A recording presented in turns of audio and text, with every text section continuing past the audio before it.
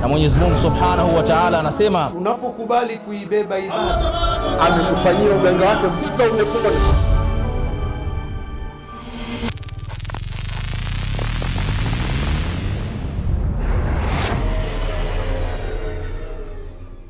Bismillahir Rahmanir Rahim. Alhamdulillahi alladhi kana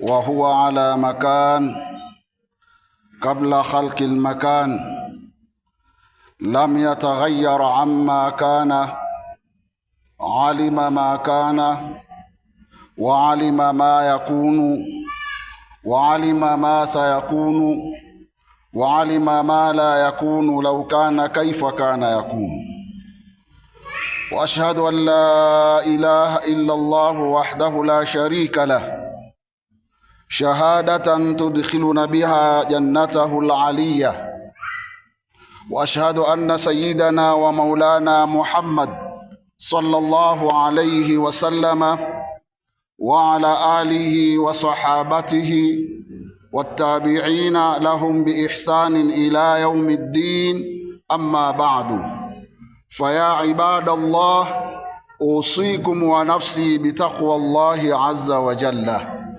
يقول سبحانه وتعالى: ولقد كرمنا بني آدم وحملناهم في البر والبحر ورزقناهم من الطيبات وفضلناهم على كثير ممن خلقنا تفضيلا صدق الله العظيم.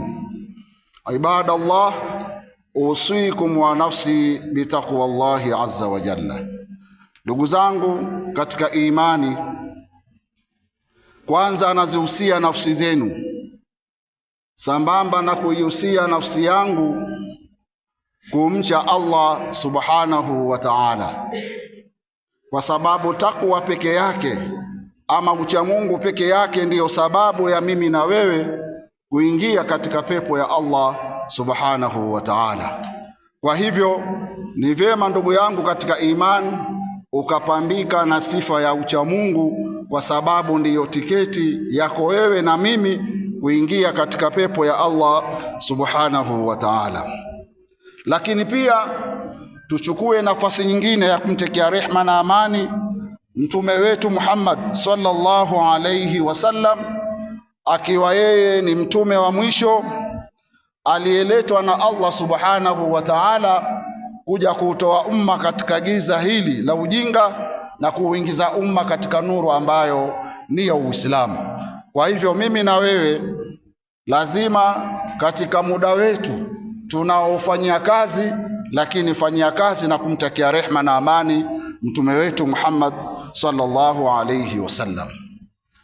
Ndugu zangu katika imani, kwanza tunamshukuru Allah kwa mapenzi yake kutuwafikisha kuwa ndani ya eneo hili katika siku hii kubwa ambayo ni siku tunaiita siku ya sikukuu kwa Waislamu ya wiki, kuwa ndani ya majumba haya ya Allah subhanahu wa ta'ala, ambapo wapo wengine wanazo sababu na wengine hawana sababu, hadi muda huu bado hawajawa katika maeneo kama haya. Kwa hivyo sisi ambao Allah subhanahu wa ta'ala ametuwafikisha kuwa katika maeneo haya, ni vyema kumshukuru Allah subhanahu wa ta'ala.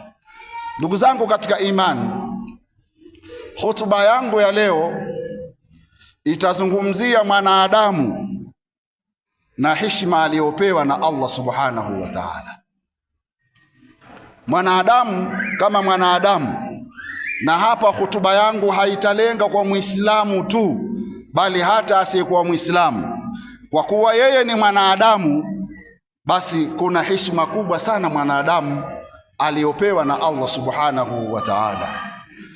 Heshima hii huyu mwanadamu asipoitumia vizuri, basi ana sifa mbaya pia mbele ya Allah subhanahu wa ta'ala aliyompa mwanadamu huyu, ambaye hata heshimu ile heshima aliyopewa na Allah subhanahu wa ta'ala. Allah subhanahu wa ta'ala anatuambia, walakad karramna bani adama, kwa hakika tumemheshimisha, tumempa heshima ama tumewapa heshima hawa wanadamu kubwa sana. Wahamalnahum fil barri wal bahari, lakini pia tukawapa nyenzo na vyombo vitakavyokuwa vinawabeba wao bara na baharini, wawe wanavitumia kwa namna ya maeneo wanaotaka kwenda kufanya mambo yao.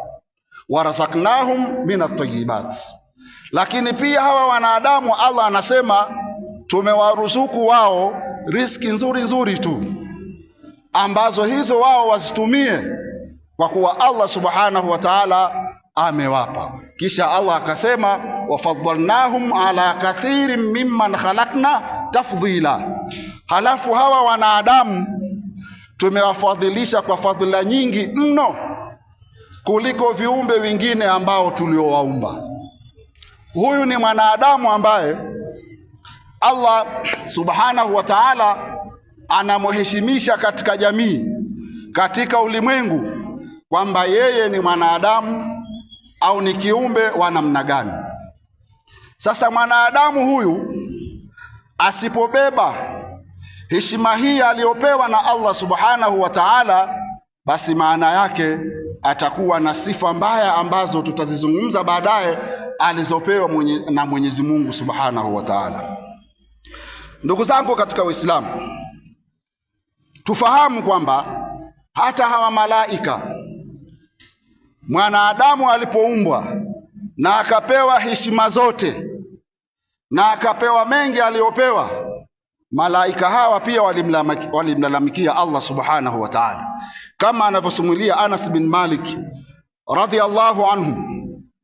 Anatuambia qala Rasulullah sallallahu alayhi wasallam, amesema mtume wa Allah, rehma na amani zimshukie juu yake, innal malaikata, hakika ya malaika, qalu, walisema kumuuliza na kumwambia Allah subhanahu wa ta'ala, rabbana khalaqtana wa khalaqta bani adama, e Mola wetu umetuumba sisi na kisha ukawaumba hawa wanadamu, na si hivyo tu, faja'altahum yaakuluna at-ta'ama, lakini umewafanya wanadamu wao ndio wanaokula chakula, wayashrabuna ash-sharaba, na wanakunywa vinywaji, wayalbasuna thiyaba, na wanavaa nguo, wayatazawajuna nisaa, lakini pia wanaoa wanawake, wayarkabuna dawaba, na wanapanda wanyama. Wakati huo sasa hivi kila mmoja ana usafiri anaojua yeye mwenyewe, lakini wayanamuna wayastarihun. Lakini wewe Mwenyezi Mungu hawa wanadamu umewajalia wanalala na wanapumzika baada ya shughuli zao, lakini tunakuambia ya Allah, walam taj'al lana shay'an min tilka au min dhalika, wewe hukutupa chochote katika hivyo ulivyowapa wanadamu. Faj'al lahumud dunya, sasa tunakuomba ya Rabbi wao wape hiyo dunia, wala na akhirah, na sisi utupe akhira tu, kwamba wao wamalize maisha yao duniani, wakija huku wawe ni watu tu wa kawaida, na sisi tuwe ndio wenyewe wanaoishi hapa peponi ama akhera kuliko kumbi mwingine. Faqala Allahu azza wa jalla, Mwenyezi Mungu akasema, la aj'alu man khalaqtuhu biyadayya, siwezi nikamfanya yule ambaye nimemuumba kwa mikono yangu, wa nafaktu fiki min ruhi, halafu nikapuliza kwake yeye roho yangu, kama qultu lahu kun fakana, kama yule nilimwambia kuwa na akawa. Kwamba nyinyi malaika nimewaumba kwa tamko moja tu, kuwa malaika ukawa malaika, ndivyo nilivyowaumba. Lakini mwanadamu amepitia mambo mengi, nyanja nyingi, mpaka akawa mwanadamu. Kwa hiyo bado atabakia mwanadamu kwangu mimi. Allah anawaambia ni kiumbe anayeheshimika. Sasa heshima kama hii ambayo Mwenyezi Mungu subhanahu wa ta'ala amewapa malaika, amewapa wanadamu kuliko malaika, vipi sisi wanadamu tunafanya mambo ambayo yanayomkasirisha Allah subhanahu wa ta'ala? Kwa sababu malaika majburun, kwamba wao wanaamrishwa tu na kuambiwa wafanye jambo, kama vile unavyoona jua na mwezi, basi biashara imeisha. Lakini mwanadamu katika maisha aliyoumbwa na Allah subhanahu wa ta'ala amemfanya kumpa khiari. Alimwambia hili ndio jema na hili ndio baya, basi khiari ni ya kwako. Lakini sisi wanadamu tukabeba khiari ya kufanya maovu katika hii dunia. Kwa hivyo ndugu zangu katika imani, tufahamu na tuelewe heshima ambayo Allah subhanahu wa ta'ala aliyotupa. Miongoni mwa vitu alivyotuheshimisha navyo Mwenyezi Mungu subhanahu wa ta'ala, ametupa vitu vitatu. Ametupa macho, ametupa masikio na akatupa nyoyo. Hivi vitu vitatu ni neema kubwa sana kwetu sisi, ambavyo ndivyo mawasiliano yanavyokuja katika ubongo wetu baada ya kutumia vitu vitatu hivi. Na Allah subhanahu wa ta'ala anatuambia, wallahu akhrajakum min butuni ummahatikum la ta'lamuna shay'an. Mwenyezi Mungu ndiye ambaye aliyewatoa nyinyi kutoka matumboni ya mama zenu. Mama zetu sisi ni wametuzaa, hatujui chochote. Halafu waja'ala lakumus sam'a wal absara wal afida. Lakini Allah anasema halafu tukakupeni masikio, tukakupeni macho na kisha tukakupeni nyoyo, kwa lugha nyingine akili, ambazo ziweze kung'amua mambo na kufahamu mambo. Hii ni heshima kubwa sana Muislamu na hata asiyekuwa Muislamu aliyopewa na Allah subhanahu wa ta'ala. Macho, masikio na kadhalika nyoyo. Vitu vitatu hivi tukivitumia vizuri, basi itakuwa ile heshima aliyotupa Allah subhanahu wa ta'ala tumeitendea kazi. Haiwezekani kwa mwanadamu macho yake yanaona matukio mbalimbali katika TV yake akikaa, na masikio yake yanasikia mengi sana kama hivi tunavyoambizana, na anavyosikiliza katika simu zake, lakini kadhalika na akili zake na moyo wake ukawa unafahamu mengi sana, alafu mwanadamu huyo asifanyie kazi vile ambavyo anavyovipata kutoka katika neema hizi tatu. Waislamu wote tunafahamu, katika siku chache zilizopita nchi yetu ilikuwa katika mtihani mkubwa sana, lazima tuambiane. Lakini athari kubwa sana iliyokuja ilisababishwa na macho yetu na masikio yetu na fahamu zetu ama nyoyo zetu. Mwanadamu anaweza akaona baya. Kwa mfano, hakuna asiyefahamu, tukiangalia Gaza, tukiangalia nchi jirani, matukio anayopitia mwanadamu anaona. Lakini mwanadamu huyo huyo ambaye macho yake haya yamemuonyesha matukio hayo, lakini hakuweza kupata mazingatio, lakini ndiyo huyo huyo anayesababisha matatizo katika nchi yake. Mwanadamu huyu alisikia mengi, lakini baada ya kusikia hakuweza kutafakari, kutumia kile alichopewa na Allah katika akili zake, kwamba hichi mimi ninachokiwaza ambacho nataka kukifanya nini mwisho wake. Hakutumia mwanadamu huyo vizuri.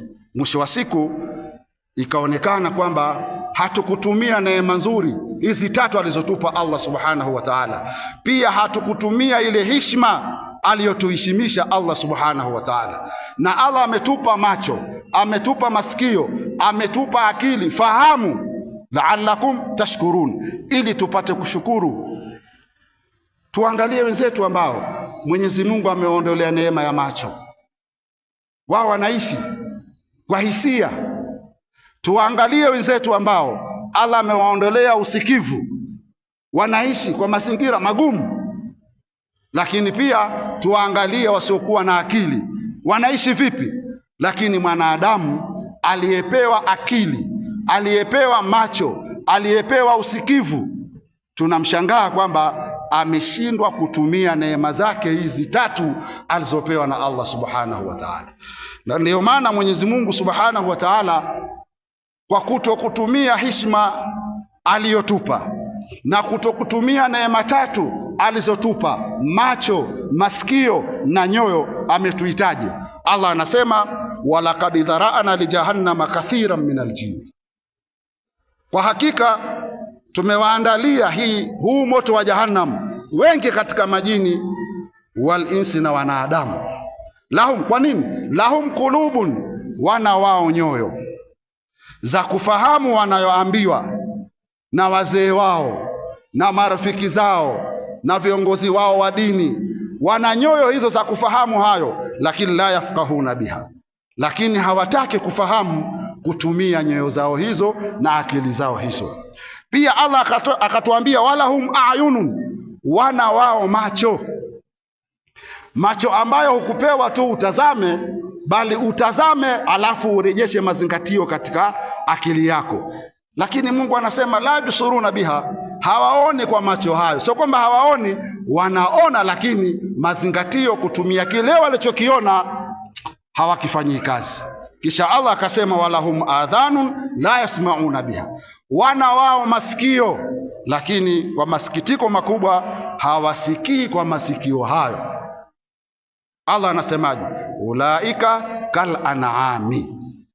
Ni maneno ya Mungu haya, sio ya kwangu. Hao ni kama wanyama. Lakini Mungu pia aliwaona wanyama wana afadhali, akasema balhum adallu, bali wanyama wana afadhali. Hawa wanadamu wenye sifa hizi wamepotea zaidi. Wa ulaika humul ghafilun, na hao ndio walioingia katika kughafilika mno. Manake katuambia hata wanyama wana afadhali kwa yule asiyetumia macho yake vizuri, asiyetumia masikio yake vizuri, asiyetumia akili yake vizuri. Nyinyi wote ni wafugaji hapa. Kuna wanyama wanaitwa kondoo. Wale kondoo wanapotembea wakiwa 100, yule aliyekuwa mbele akifika sehemu akiruka, basi wote watakokuja akifika pale wataruka juu. Wataruka juu. Kama ni 100 wote wakifika ile eneo wataruka juu, wanaendelea na safari, na wala hawashangai kuna nini. Midhali kiongozi wao kafika pale ameruka, basi na wao wataruka, wanajua pale kuna hatari. Ni mnyama huyu. Lakini mwanadamu aliyepewa akili, aliyepewa masikio ya kusikia, aliyepewa macho ya kuona, lakini anaingia kwenye hatari. Huyu ndo Allah anasema ulaika kal an'am, bali hao ni kama wanyama kabisa. Tumeshuhudia vijana, na sisi na wengine ni wazazi wenu, ni watoto wenu, vijana wenu. Sisi mmetuona tunaingia katika matatizo, lakini sidhani kwamba kuna mzazi wakati hili linasemwa watu wanadili na simu zao, wanaangalia simu zao, wanashawishika, kama kuna mzazi aliyemweka mtoto wake chini. Hii ni hatari kubwa sana. Ikiwa wewe ni Muislamu, Qur'ani yako inakuambia jambo hutaki, na kama wewe ni Mkristo, Biblia yako inakuambia jambo hutaki, unamwangalia mtu aliyekuwa kwenye mtandao, hata kuvaa hawezi, hajui, ndo amekuwa kiongozi wako. Lakini kwa masikitiko makubwa, hata baadhi ya viongozi wa dini kwa taaluma waliopewa na huyo Allah subhanahu wa ta'ala, na wao wameingia huko. Sasa hili Allah anatuambia mwanadamu akiwa na sifa 3 hizi alizopewa na Allah, akili, masikio, macho, asitumie vizuri, huyo ni kama mnyama. Sio mimi, ni aya ya Mwenyezi Mungu subhanahu wa ta'ala. Ndani ya mmoja katika masahaba Abi Katada akasema inna Allaha khalaqal khalqa, Mwenyezi Mungu aliumba viumbe, warakaba fihimul aqla washahwa, akawapa akili na matamanio. Wa khalaqal malaikata, na Mwenyezi Mungu aliumba malaika, warakaba fiha al aqla, akawapa akili tu za kufahamu, wakiambiwa na Allah fanya wanafanya, wala hamuasi Mwenyezi Mungu. Wa khalaqal bahaima wa rakaba fiha shahwa, kisha Mungu aliumba wanyama akapa matamanio tu. Sasa sahaba huyu anasema faman kana aqluhu akbaru min shahawatihi, yule ambaye akili yake itakuwa na uwezo mkubwa wa kufikiria mbali, kana ala a'la darajatan min almalaika, huyu mwanadamu huyu atakuwa na daraja ya juu kuliko malaika. Kwa sababu gani? Malaika kapewa kitu kimoja tu, kapewa fanya, unafanya, kapewa akili. Lakini wewe umepewa vitu viwili, akili halafu na kishawishi. Umepewa akili na kishawishi. Sasa ukikimudu kile kishawishi chako, ukafuata yale Mungu anakuambia, wewe umemshinda malaika. Sababu malaika alipewa tu akili na anaamrishwa na Allah fanya, lakini wewe ulipewa akili na matamanio, alafu ukapewa khiari. Ukiona kinakufaa fanya, ukiona kikufai acha. Faman shaa falyu'min wa man shaa falyakfur. Allah alikwambia hivyo, nimeshakwambia hili kheri na hili hapa shari. Ukitaka utaamini, ukitaka utaacha. Kwa hiyo kuna kishindanishi ambacho ni matamanio. Wewe ukiwa unakifuata hicho, ndio unapewa wewe ni kama mnyama. Lakini mnyama alipewa shahawa tu. Lakini ndio huyo Mungu atuambia baluhum adhallu, bali wanadamu sisi tumepotea, tutakaokuwa hatutumii macho yetu vizuri, hatutumii akili zetu vizuri, hatutumii akili zetu vizuri na masikio yetu, basi tutakuwa tupo katika hatari kubwa sana mbele ya Allah subhanahu wa ta'ala. Ndugu zangu katika imani, Mwenyezi Mungu subhanahu wa ta'ala ametuumba wanadamu halafu akatuheshimisha. Tutumieni sana akili zetu. Na ndiyo maana kuna maneno yanasemwa, yananasibishwa na hadithi ya Mtume, lakini si hadithi ya Mtume, ni maneno ambayo yanaleta faraja kwa mwanadamu. Idha aradta an taf'ala amran fatadabbar aqibatahu. Unapotaka kulifanya jambo lolote, kabla hujalifanya tunaambiwa angalia mwisho wake utakuwaje. Wewe ni mwanadamu, umepewa akili. Kwani hivi ili mimi nikilifanya alafu mwisho wake utakuwaje?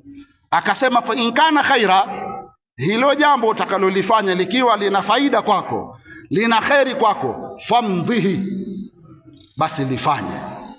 Wa in kana sharra, ikiwa lina shari kwako na jamii nzima, fanta, achana nalo.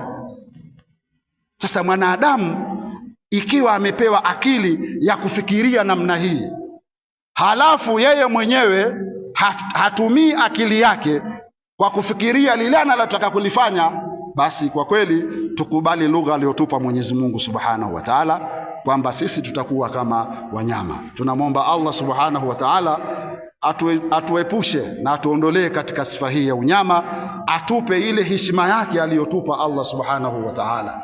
Barakallahu li wa lakum bil Qur'anil azim wa nafa'ani wa iyyakum bil ayati wadh-dhikril hakim. Aqulu qawli hadha wastaghfiruhu innahu huwal ghafurur rahim wa huwal barul karim. Alhamdulillahil wahidil ahad, lam yalid wa lam yulad wa lam yakul lahu kufuwan ahad. وأشهد أن لا إله إلا الله وحده لا شريك له وأشهد أن سيدنا ومولانا محمدا عبده ورسوله أرسله الله بالهدى ودين الحق ليظهره على الدين كله ولو كره الكافرون. أما بعد فيا عباد الله أوصيكم ونفسي بتقوى الله عز وجل. Ndugu zangu katika imani, nimalizie hutuba yangu. Katika Qur'ani ukiangalia 60% mpaka 70, Allah ametufundisha vitu kutumia mifano,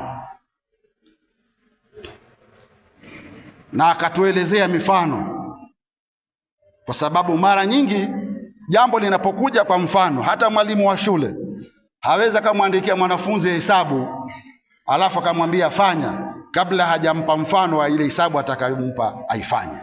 Na Allah Subhanahu wa Ta'ala na yeye ni hivyo hivyo, huwa anapiga mfano katika eneo ambalo yeye analitaka, ili wewe mwanadamu uchukue mfano, si katika kutoa zaka, si katika sadaka. Mote ametoa mifano Mwenyezi Mungu, lakini pia hata katika amani na utulivu Mwenyezi Mungu ametuletea mifano, tena mifano ya miji mitakatifu kulikoni miji yetu hii. Allah anasema وضرب الله مثلا قرية كانت آمنة مطمئنة Mwenyezi Mungu Subhanahu wa Ta'ala ametupigia mfano wa mji. Mji huo ulikuwa ni wenye amani. Kisha mji huo mutma'innatan, ni wenye utulivu. Yatiha rizquha gharaqadan min kulli makan. Ule mji ulikuwa riziki zake unaujia kwa nafasi kutoka kila aina ya upande wa dunia. Ilikuwa hawana shida watu wa Maka wakati wa uhai wa Mtume Muhammad sallallahu alaihi wasallam. Huu ni mji wa Maka. Tena ametupigia mfano wa mji ambao ni mtukufu.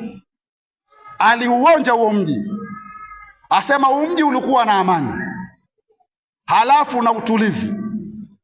Si tunasomesha watoto liilafi Quraish ilafihim rihlat ash-shita'i was-sayf falyabudu rabb hadha al-bayt alladhi at'amahum min ju'in wa amanahum min khawf. Watu wa Maka walikuwa wanaogopewa, ni wafanya biashara. Lilipotokea tukio la kuangamizwa Abraha, waliokuwa katika maeneo yale nchi nyingine zile walikuwa wanaogopa watu wa Maka. Wanasafiri usiku na mchana, na wakionekana wanaambizana msiwaguse hao, ukimgusa umeleta balaa. Wanauza, na walikuwa matajiri wa ajabu. Lakini mwisho wa siku neema zile zikawalevya. Fakafarat bi an'umillah, wakazikufuru neema za Mungu zile za amani na utulivu, riziki kuwa nyingi, wakakufuru. Kilichofuatia Mungu anasema faadhaqaha Allahu libasa aljui wal khawfi. Mungu akawavisha vazi la uoga na hofu na njaa. Bima kanu yasnaun, kwa yale waliyofanya. Ni yapi? Kwa sababu hawakukubali kumfuata Mwenyezi Mungu na kuyasikiza aliyoyasema Mtume Muhammad sallallahu alaihi wasallam. Ule mji wa Maka ni mfano wa wazi huu. Lakini Mungu aliutia hofu, badala ya kuwa wao ndo wanaogopewa ikawa sasa wao ndo wanaogopa. Ilikuwa tatu mchooni haendi. Na sisi nasi zile siku 5 zile tuliziona. Ilikuwa mtu unaenda dukani kununua chakula kama unanunua madawa kulevya. Ule mwenye duka na yeye anafungua geti, yani kama unauzia na madawa kulevya. Yani uwai nyumbani kwako saa 12 isikufikie ukiwa barabarani. Na watu waliona ile adha. Hivi kweli Waislamu na hata wasiokuwa Waislamu hatukujifunza kitu? Tumejifunza. Na kama tumejifunza, basi tufate somo zuri sana. Waislamu, hata mwili wako huu, viungo vile asubuhi kiamka vinaomba amani kwa ulimi. Mtume anasema idha asbaha ibnu adama, mwanadamu akipambazukiwa asubuhi akiamka, fa innal a'dha'a kullaha tudhallilu ala lisani, viungo vyote vya mwili hivi vinakwenda kudhalilika kwa ulimi. Vinamwambiaje? Ya lisanu innama nahnu fika, sisi unavyotuona tuko pamoja na wewe, ni katika sehemu ya mwili. Fa innama nahnu bika, halafu wewe bwana ulimi, wewe ukienda vizuri sisi tutasalimika kwa ajili yako, na ukiharibu na sisi tutaharibikiwa kwa ajili yako. Fa in istakamta, ni viungo vya mwili vinauambia nani? Ulimi. Vinadhalilika kwa ulimi, wamwambia wewe ulimi, hakika sisi tutanusurika kwa ajili yako na sisi tutapata madhara kwa ajili yako wewe ulimi. Fa in istakamta, tukwambie mwenzetu, ukinyooka wewe, ukiwa sawa sawa, istakamna, na sisi viungo vingine tutakaa vizuri. Wa in i'wajadta, lakini wewe ulimi ukenda kombo ukakosea, i'wajajna, na sisi viungo vyote tutakwenda kombo. Hivi hakuna mtu aliyekutukana alafu mkono ukenda kichwani? Unamtukana mtu, sije mama yako njoo, alafu anakupiga konzi, aliyetukana ulimi, lakini maadha anapata nini? Kichwa. Sasa ikiwa viungo vya ulimi vinaomba amani kila asubuhi, wewe mwanadamu vipi? Wewe mwanadamu vipi? Unashindwa na viungo ambavyo havisemi? Vidole, mikono, macho, pua, vyote vinadhalika kwa ulimi. Sasa leo tunaona yale madhara ambapo viungo vinaamka vinadhalilika kwa ulimi, lakini wanadamu tuliopewa akili, tuliopewa kusikia, tuliopewa kufahamu, hatupo katika hali hiyo. Kwa nini Waislamu na hata wasiokuwa Waislamu? Kwa hiyo tumejifunza katika zile siku 5 zile. Unaenda dukani kununua unga wa sembe kama unanunua unga madawa ya kulevya. Mwenye duka anaogopa, wala hajaambiwa usifungue duka. Lakini yeye mwenyewe tu ile hali akiangalia, naona kama hivi nikifungua tu basi itaingia hapa risasi kwenye geti langu. Na wewe mnunuzi kununua una wasiwasi pesa yako usilipe vizuri, unakimbia nyumbani. Na wengi ukitazama katika televisheni wanawaomba wenzao, jamani msirudie tena. Na wewe ndugu yangu katika imani, hasa vijana wenzangu, mnapokaa maskani humo, basi ambianeni walikuwa wanafanya kazi hawakwenda makazini, hasa wale wenye kuwa wana biashara ya kujiajiri wenyewe, wapate ndo wakale, ndo walioathirika. Kwa sababu gani? Kwa sababu ya watu wachache ambao hawakutumia neema 3 walizopewa na Allah: akili, macho na masikio. Tunamwomba Allah subhanahu wa ta'ala atuwafikishe Waislamu tuweze kufahamu na kutumia vizuri neema alizotupa Allah subhanahu wa ta'ala. Inna Allah wa malaikatahu yusalluna ala nabi ya ayyuhalladhina amanu sallu alayhi wa sallimu taslima. Allahumma salli ala Muhammadin wa ala ali Muhammad wa barik ala Muhammadin wa ala ali Muhammad kama sallaita wa barakta ala Ibrahim wa ala ali Ibrahim fil alamin innaka Hamidum Majid. Allahumma rabbana atina fid dunya hasana wa fil akhirati hasanatan wa qina adhaban nar. Allahumma rabbana atina fid dunya hasana wa fil akhirati hasanatan wa qina adhaban nar. Ewe Mwenyezi Mungu Subhanahu wa Ta'ala, tunakuomba uijalie nchi yetu yenye nchi ya amani, utupe utulivu, na tunakuomba ya Rabbi wajalie vijana wenzetu na wazee wetu wawe ni walimu wazuri katika kuifundisha amani ya nchi yao. Allah tujalie, tunakuomba kila ambaye anaikusudia nchi hii ya Tanzania ubaya wa aina yoyote, basi mshughulikie mwenyewe kabla hajawafikisha ubaya katika raia wengine. Wa sallallahu ala sayidina Muhammadin wa ala alihi wa sahbihi wasallam. Alhamdulillah. 103.6 Radio Kibla 10 FM.